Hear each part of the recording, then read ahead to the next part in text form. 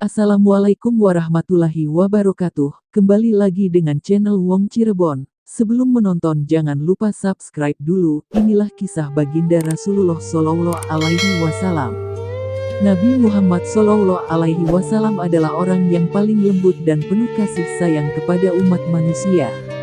Namun, orang-orang kafir sudah sangat berlebihan dalam berbuat dosa sehingga mereka memerangi Rasulullah Shallallahu Alaihi Wasallam yang jujur dan penuh cinta dan sayang kepada umatnya.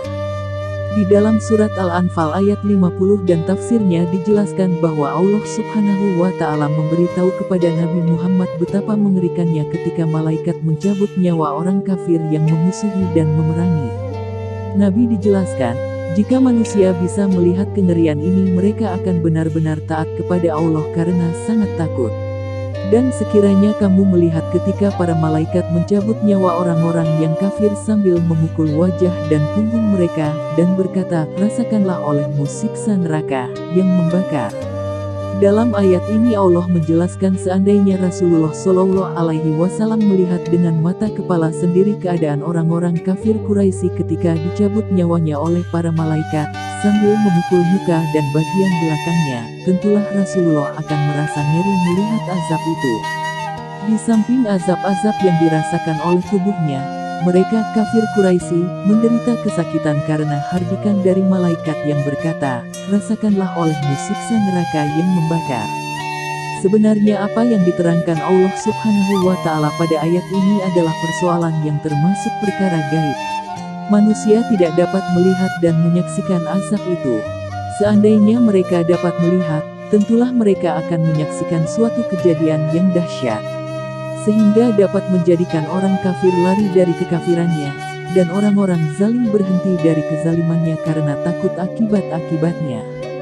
Menurut suatu riwayat, maksud ayat ini adalah kaum muslimin memukul mereka kafir Quraisy dari depan, sedang para malaikat memukul mereka dari belakang ketika perang Badar.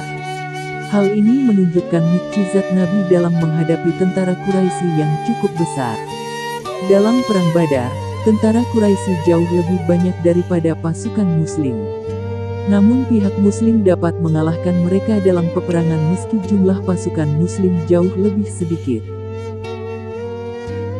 Pada Senin 12 Rabiul Awal 11 Hijriah putri Nabi Muhammad Shallallahu Alaihi Wasallam, Fatimah Az-Zahra masuk ke dalam kamar Rasulullah Shallallahu Alaihi Wasallam sambil menangis. Fatimah Az-Zahra menangis lantaran biasanya setiap kali masuk ke kamar menemui ayahnya, Rasulullah Shallallahu Alaihi Wasallam berdiri dan menciumnya. Akan tetapi kala itu, Rasulullah Shallallahu Alaihi Wasallam tak lagi mampu berdiri untuk Fatimah Az-Zahra. Maka Rasulullah Shallallahu Alaihi Wasallam bersabda, mendekatlah kemari wahai putriku Fatimah Az-Zahra. Beliau membisikkan sesuatu kepada Fatimah Az-Zahra hingga membuatnya menangis. Setelah itu untuk kedua kalinya Rasulullah Shallallahu Alaihi Wasallam membisikkan sesuatu yang akhirnya membuat putrinya itu tertawa. Menurut Fatimah Az-Zahra bisikan yang membuatnya menangis adalah ketika Rasulullah Shallallahu Alaihi Wasallam mengatakan bahwa dia akan wafat. Sementara bisikan yang membuat Fatimah Az-Zahra tertawa saat dia mengatakan, engkau wahai putriku Fatimah Az-Zahra, adalah keluargaku yang pertama kali akan bertemu denganku, kata Rasulullah Shallallahu Alaihi Wasallam. Setelah Fatimah Az-Zahra, Rasulullah Shallallahu Alaihi Wasallam lalu memanggil Sayyidina Hasan dan Sayyidina Husain. Beliau mencium dan berwasiat yang kebaikan kepada keduanya. Kemudian memanggil semua istrinya, menasihati dan mengingatkan mereka. Tak hanya itu, Rasulullah Shallallahu Alaihi Wasallam juga berwasiat kepada seluruh umat manusia yang hadir agar menjaga salat. Lalu beliau merasakan sakit yang semakin berat dan bersabda, keluarkanlah siapa saja dari rumahku.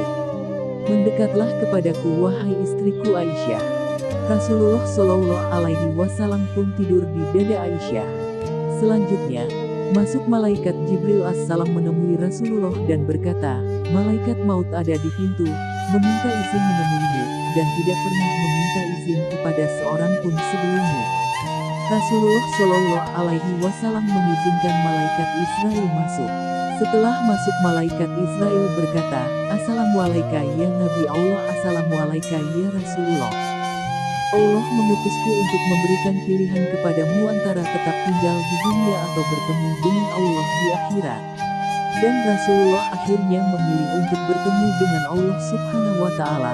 Terima kasih telah menonton channel Wong Cirebon.